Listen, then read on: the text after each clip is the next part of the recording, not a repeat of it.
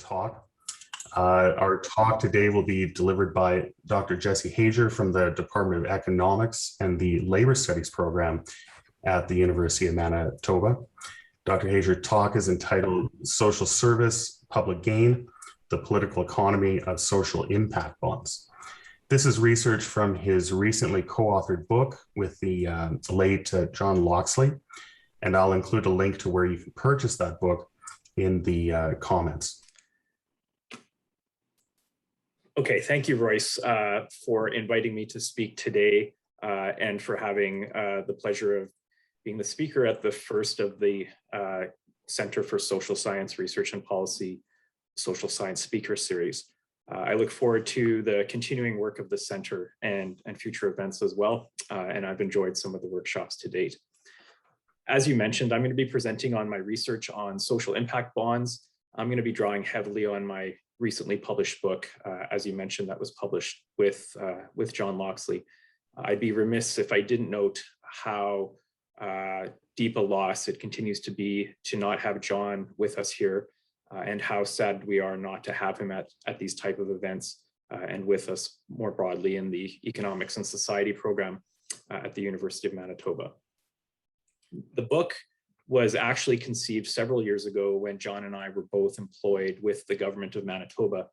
We were working in offices next door to each other. I was a senior project manager with the Priorities and Planning Committee of Cabinet Secretariat, and John was the executive director of the Premier's Advisory Council on Poverty, Citizenship, and Education. Despite the book being primarily a data-inspired theoretical contribution, its motivation definitely came from that frontline praxis of policymaking right here in Manitoba.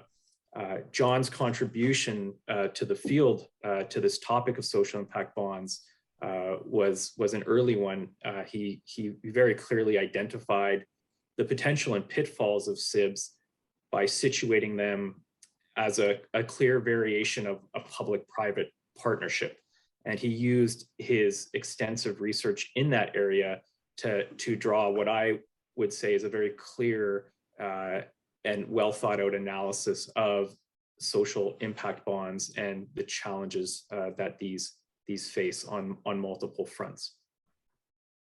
Now, I would suggest the academic research around SIBs, which I'll call social impact bonds for short, is relatively critical at this stage. John got to that point quite quickly. And this book really is a description and an articulation of that argument, starting at the point of trying to put forward the best case scenario for why these instruments could help improve the delivery of social services, and then starting to deconstruct that piece by piece. So what we're trying to do here in this book is constructively contribute to evidence-based social interventions and building support for that, but also highlighting how this vehicle faces some challenges in doing that. And then we move on to look for explanations as to why now, why social impact bonds now? How can we explain the development of social impact bonds when we suggest the evidence base, the theoretical foundations are generally pretty weak? So what I'm going to talk about today is I'm going to quickly go over why I think it's important to study social impact bonds, or why I found the topic to be an attractive one to spend a lot of time researching. I'll speak to what social impact bonds are, because they're not the most straightforward public policy instrument. I'll put forward the proponent's case for social impact bonds, as well as the critique. And then based on a framework that John and I put together, I'll outline very quickly some policy recommendations that we have, both for how to do SIBs if you're in a position where you are directed to do so, but also some alternatives to SIBs. And then if I have time, I'd like to talk about what SIBs tell us about political economy and public policy, and reflect briefly on the Manitoba context when it comes to SIBs, payment by results, and perhaps even post-secondary education. So why study SIBs? I think the first reason is that SIBs very much draw attention to the large potential for social return on investment in preventative or proactive investments in people, particularly those who are systematically disadvantaged. SIBs are really interesting as a privatization tool. If you look at public-private partnerships in infrastructure, you had a fairly clear divide with labor unions and the left lining up against them, and then your usual suspects advocating for them. Social impact bonds are much more complex, and they integrate many conservative and progressive values at the same time. So the progressive values they bring into the forefront is this idea that there's a lot to be gained by investing in effective social programs. So these programs range a large number of policy areas. They include health, early childhood intervention, child welfare, housing, poverty reduction more broadly. And SIBs highlight the net loss we experience collectively when these investment opportunities are foregone. So the SIB proponents, their narrative is centered on this idea that SIBs allow us to increase investment in these high-performing social areas. The second reason why I think it's interesting to study SIBs is that there's a significant growth that's taken place in the model since it was launched. There's a lot of ambition behind this, and there's been a lot of policy infrastructure put in place to lay the foundation for continued growth over time. The scope of applicability for the model is very large. We see social services delivered in kind by governments growing over time as a proportion of GDP. As I mentioned, many governments have invested heavily in administrative infrastructure. So this includes systems, expertise, funding pools, grants, subsidies, legislation, policy, technical assistance for organizations pursuing these. And that type of infrastructure has a lifespan to it, and it tends to generate its own demand over time. So despite some setbacks and the model not expanding as quickly as possible, I think there's an argument to be made that these are going to continue to go forward. There's some high interest among some key stakeholders. There's new interest, for example, at the European Commission and the European Investment Bank that's leading to a new generation of projects in countries such as France, for example. We also have that legacy of that infrastructure, and that's the case in Manitoba, where social impact bonds are rolling out based on an older commitment by the current government, linked back to when it was in opposition. Canada as well has been slowly rolling out its own social finance support program that could soon become a boon to social impact bonds. The third reason why I think it's interesting to study SIBs is that these instruments have the potential, if they are scaled up to a significant size, to reallocate power, both from the public sector to the private sector, but also between different private sector stakeholders.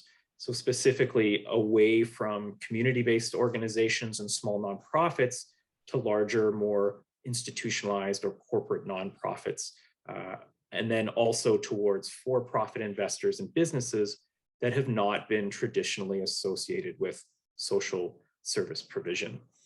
In a way, social impact bonds epitomize the frontier of this type of privatization or neoliberal or new public management logic.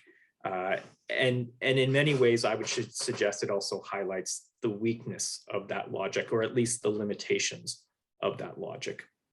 SIBs, when you listen to the proponent narratives, rest on an extreme combination of idealism about what the private sector does well and an extreme cynicism about the public sector's ability to engage in innovation and contribute positively to the production of goods and services.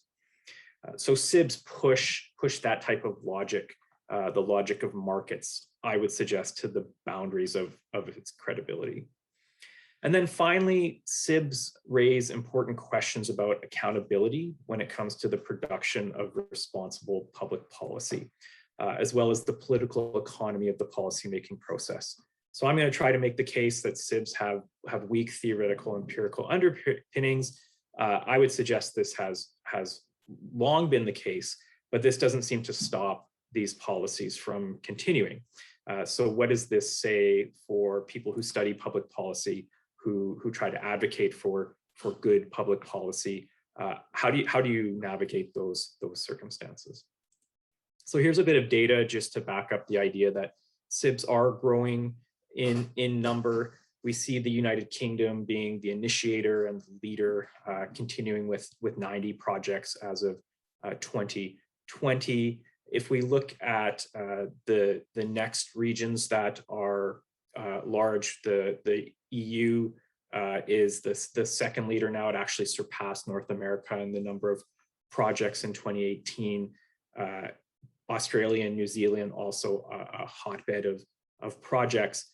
What's interesting is projects vary in size substantially. And what we see is that despite the flattening out of the curve, North America, when you measure the size of social impact bond investment in dollar terms, is still a leader and at the frontier. But as we can see, that curve has slowed and has declined recently. So what are SIBs? I think the easiest way to understand a SIB is to compare it to a conventional social service procurement model. So you would start with the government who engages in a grant or a service purchase agreement with service providers. These can be nonprofits primarily when we're thinking of social services, but they could be for-profit agencies as well. And the instrument that facilitates that relationship is a grant or a service purchase agreement. You may still have philanthropists or private contributors in the mix here, but they do that in the form of donations typically, and then service providers try to patch these sources of funding together to provide for their target group of participants for their programs. They provide some sort of intervention. We may or may not have evaluators be central to the process. Usually it's an after the fact consideration. Now, a social impact bond changes this in several respects. You have the government now who is funding outcomes instead of providing a grant. And this relationship is mediated through an intermediary, and it's done through what's called a payment by results contract. There's no guaranteed amount of funding. It's all conditional on what happens with the programming itself. The intermediary usually engages with service providers in a more conventional relationship. They don't usually have a payment by results contract, but there are some cases where there's a bit of incentive there based on outcomes. But primarily that payment by results goes to the intermediary and back to the investors. It's the investors who supposedly take the big risk in these projects. When the outcomes are not met, they are not repaid. So instead of philanthropists now, the private investors are now expecting a return on their investment. They're expecting that to be paid back. The service providers, for the most part, are providing similar interventions that they've always provided. There's an emphasis on evidence-based interventions, and evaluators here are more central to the model because you're paying based on outcomes, right? The investors need to prove that the outcomes have been met to get their payment. So it's important now to have a more formalized process in place. Surprisingly, in practice, this doesn't always work out in as rigorous a way as you would expect given the model, but this is the stylized model of the social impact bond. So what happens then is if the contract is completed and the targets are met, the evaluation takes place, they report back to government, the government pays the intermediary pays out the investors, and that completes the cycle. So this could happen throughout the contract at various stages, or it could happen at the end of the contract. So how new are social impact bonds? Are they really a new procurement model? I would suggest they are, but primarily because they're simply a combination of previous, in some cases, long-standing types of procurement structures that have taken place through government. So I would argue there's 4 key defining features of social impact bonds.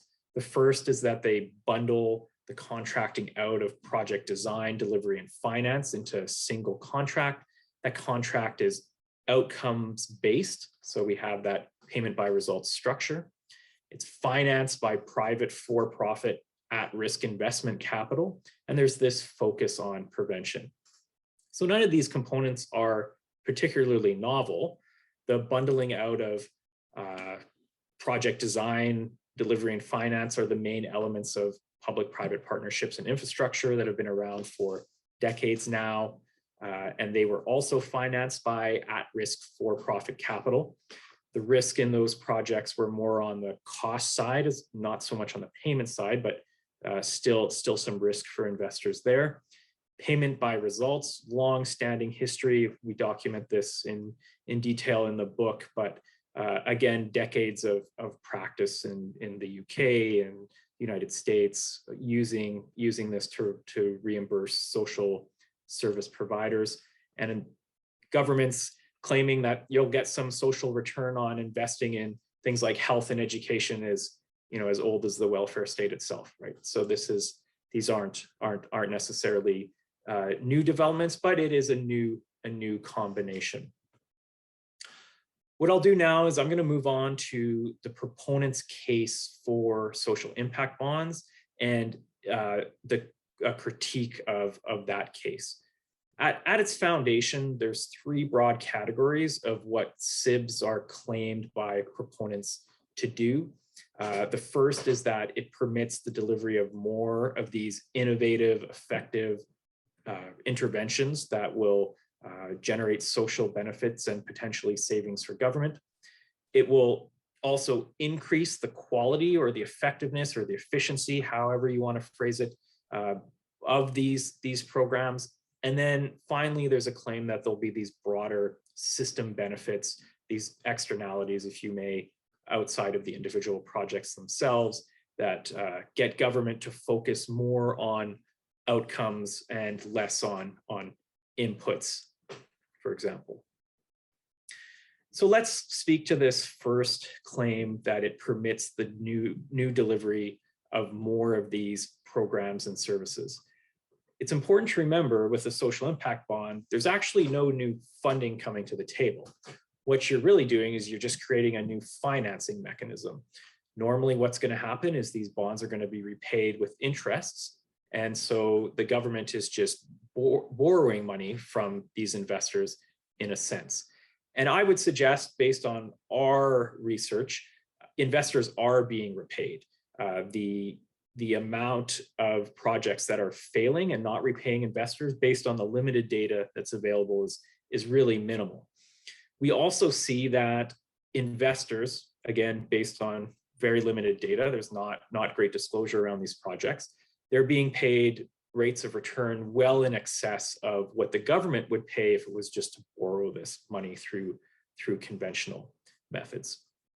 So it really raises the question, are we really generating new resources here? There's an opportunity cost for government here. You're paying out these investors. That money could theoretically have been used to fund the programs directly, for example. Now, part of the challenge here is, where do you draw the line for what's given and what's your constraint for what you can change? If you're a nonprofit organization or a public servant working in a line department and you have a hard budget constraint, maybe this is a new source of funding for you. But from a systematic perspective, that logic doesn't really hold up. The infrastructure, the policy, the legislation, the coordination that's required to make these things work happens at the same level of government that approves whether you're going to run a deficit or spend more money in one area or not. So it really is a false constraint in a way. The second case made for SIBs is this idea that there's going to be an increase in the quality or the effectiveness or the efficiency the social programs that are being delivered. And I would say this reduces to two key claim sources. And the first is this idea of privatization, the idea that the private sector is more innovative, efficient, effective compared to the public sector. And when we transfer management activity, which is what social impact bonds really do, they transfer decision-making authority around what type of intervention is done from the public to the private sector, as well as privatizing the financing. These type of arguments are not particularly sophisticated when you look at the proponent literature, which is primarily produced by organizations who have a role in managing these type of projects. It really reduces to a public choice or a property rights theory approach, which characterizes the public sector as being constrained, being monopolistic and not subject to the pressures of competition, where the private sector is all these great things and therefore is more efficient and focused on doing things effectively. Now, modern theoretical treatments, both within mainstream economics and from more critical perspectives, don't support this blanket assertion. You can have competition and monopoly in the public or the private sector. You can have alternative motives that lead to public sector being more effective at delivering these type of services. There's a whole, you could write a whole separate book on this issue, and we try to summarize this literature. But this theoretical argument is relatively weak. The empirics also don't support this. So there's been a number of reviews of the cost savings from privatization, and particularly in social services, it's basically nil. There's not evidence to support this. When we do privatize social services, however, there are new incentives that are introduced. The public-private partnership literature talks about this idea of quality shading, the idea in a context of imperfect information, imperfect contracts, incomplete contracts. For-profit providers are going to take advantage of those asymmetries, and they're going to cut quality where it's not enforceable through the contract. You also have the need to pay out profits to investors. You have risk aversion coming into play. These all layer additional costs on top of the cost of delivering the service. The second claim source is this payment by results structure. And this argument is pretty simple, right? If you want to achieve a specific outcome, pay for the outcome. Don't pay a flat rate, pay based on how well you achieve that outcome. The financial incentive is going to mobilize the efforts of your contractor to achieve that goal. Again, this simple argument has a lot of problems with it. Pay by results contracts are very expensive to negotiate and administer because of the uncertainty involved, because of the measurement issues involved, and these are costs that don't necessarily lead to more services being delivered. They don't directly or necessarily increase the quality of the service being delivered. There's a lot of literature outlining the negative incentive effects that arise in these contexts, particularly when it comes to social service provision, public service provision. You can transform people who are motivated in the public interest into strategic gaming. And you can think of this happening at the level of the individual nonprofit as well. If the viability of their organization is based on hitting these targets, then they may take steps that may actually be counterproductive for the social goal aimed to be achieved. Well, there's many examples of this that's been documented in social impact bond projects. In Saskatoon, the organization selected a group of mothers for a child welfare project. The goal was to keep the children with the mothers. The mothers were identified as at risk, but they were screened in based on them being very likely to succeed in the first place. There was a similar issue in child welfare program in Australia. In Utah, there was a social impact bond aimed at diverting children from special education services, again, accused of creaming the best students and overestimating the impact of the intervention, all for the purposes of hitting the targets for investors to get repaid. There's been other examples as well, a social impact bond in Bern, which looked at helping refugees find employment. And one of the criteria to get in the program was having a high rating of employability of the clients. We had homelessness prevention social impact bond in the UK, which in addition to helping people find homes through the program, the organizations worked with immigration authorities to deport people who were not legal residents in the UK to help meet their targets. So this raises some serious questions. Is this something this nonprofit would have done under normal circumstances if they had more flexibility with respect to their funding? There's been case studies done that have looked at multiple SIBs where these type of creaming issues have arose, where parking's the idea that people who are hard to serve, if you force them to take them, they're just not going to serve them. They're going to serve the people who are easiest to get over the threshold. These interviews by Edmondson and Nichols are quite jarring in some ways, with agencies reporting that they had to take measures to insulate their frontline staff from the influence of certain social investors to avoid the promotion of what they call dysfunctional practices. Okay, so these are all things that are being introduced primarily because of this payment by result structure, which is supposedly one of the sources of this efficiency that's supposed to take place. I won't speak much to the broader system's benefits, but basically these are very difficult to substantiate.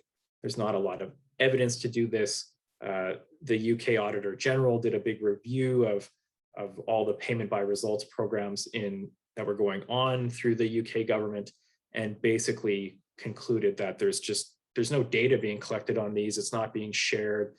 This learning doesn't seem to be happening.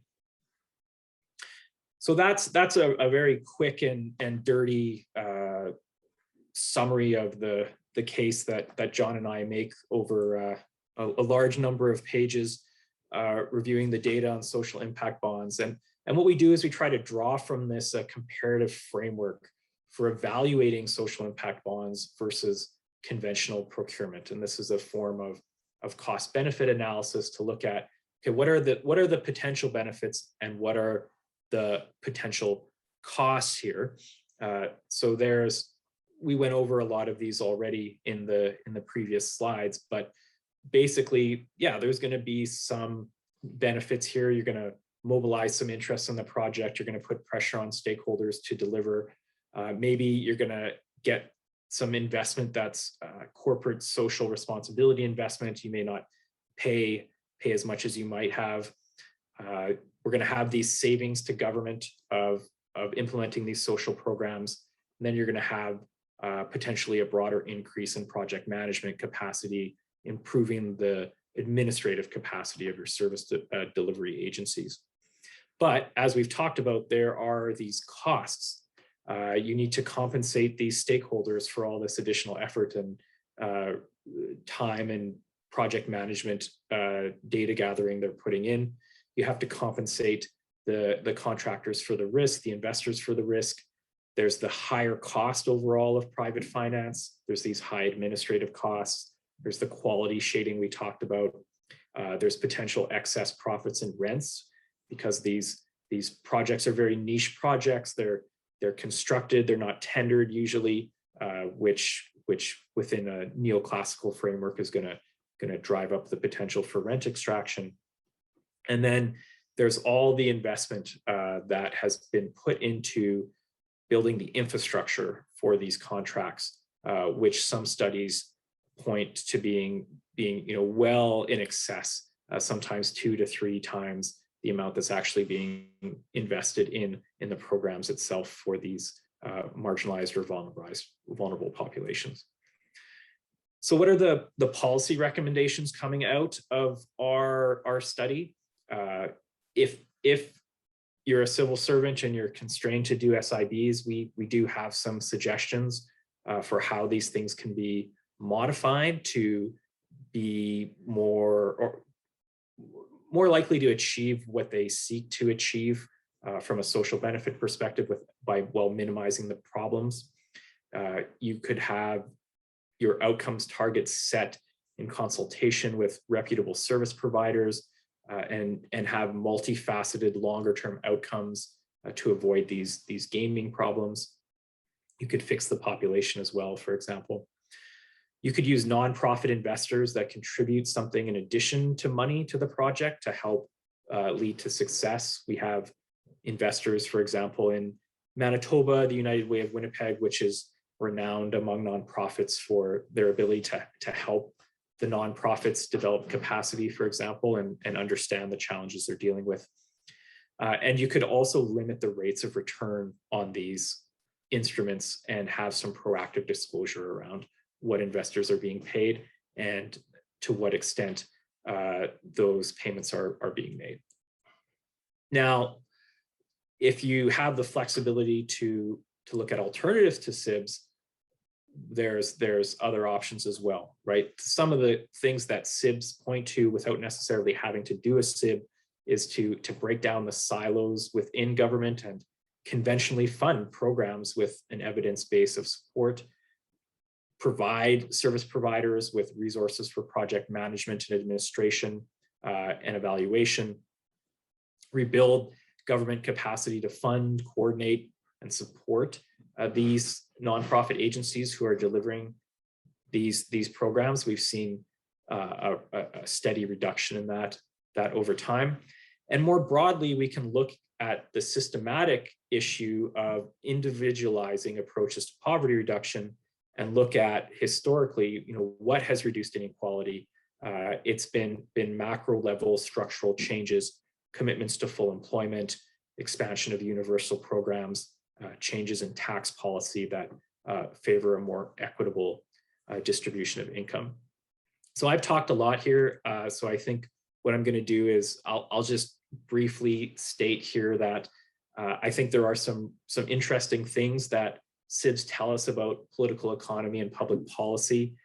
We can see that SIBs are generating are not generating improved outcomes. The evidence just doesn't support that, but they're proliferating.